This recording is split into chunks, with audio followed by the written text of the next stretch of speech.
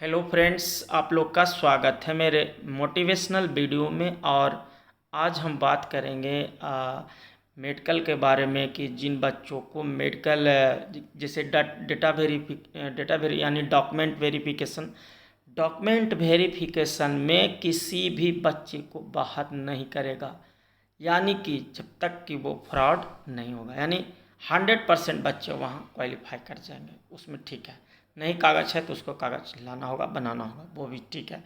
कागज़ कोई अगर वो नहीं उपलब्ध कराता होगा तो उसको हाफिडेविट देना होगा, वहाँ से उसको लिखवा के लाना होगा कि यहाँ कागज़ है, नहीं मिलता है, ठीक है।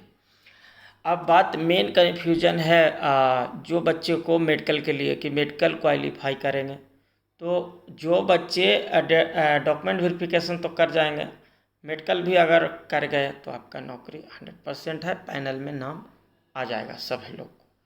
अब उन बच्चों को थोड़ा कन्फ्यूजन है जिनका मेडिकल जैसे B1, उनको B2 दे दिया है या C1 दे दिया है, ठीक है। यानी कि B1 के लिए वो अनफिट हो गए, अब fit for C1 fit for B2 ऐसा हो गया, उनको दिखाएगा। तो उसमें उसमें जिस पोस्ट के लिए वो अनफिट होगा वो पोस्ट तो नहीं मिलेगा, तो उस पोस्ट में किसको मिलेगा? उस पोस्ट में पूरा सीट मतलब कि भरे जाएंगे, और जितना खाली रह जाएंगे तो उनको सेकंड DV के लिए, थर्ड DV के लिए कट ऑफ काम करके भी बच्चे जब तक वो पूरा फुलफिल जितना भी सीट है वो सब नहीं हो जाए तब तक वो बुलाएगा, ठीक है। बात रहा नीचे वाला लेवल जो C1 का मेडिकल लेवल है, तो उसमें मत रखिए कि second third DV cut off काम करके बुलाएगा, ऐसा उसमें नहीं होगा। उसमें क्या होगा कि ऑलरेडी ऊपर से C1 में जिनको मेडिकल दे दिया गया है B1 से C1 या B2, वो ऑलरेडी वहाँ मौजूद हैं पहले से, तो एक तरह से वो वेटिंग लिस्ट में है।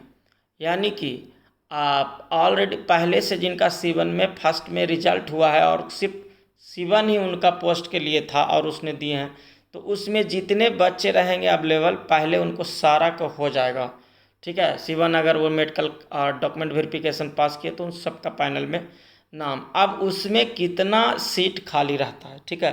हालांकि C1 के लिए बहुत ही कम ही बच्चे गए हैं, यानी B1 में बहुत बच्चे को पास किया, मैक्सिमम 100 में 2-3 बच्चे हैं तो उसको गया है। तो वहाँ पे पहले तो वो जैसे माने उदाहरण के लिए कि C1 का 100 वहाँ पे सीट है, और 100 में मान लिया कि 85 बच्चा वहाँ C1 वाले मौजूद हैं, यानी 85 बच्चा, 90 ही मान लीजिए, 90 बच्चा मान लिए मौजूद हैं, तो 90 को वो कर लेगा ज्वाइन, वो हो गया। अब 10 सीट मान लिए खाली रह गया, तो 10 सीट में किसको देगा?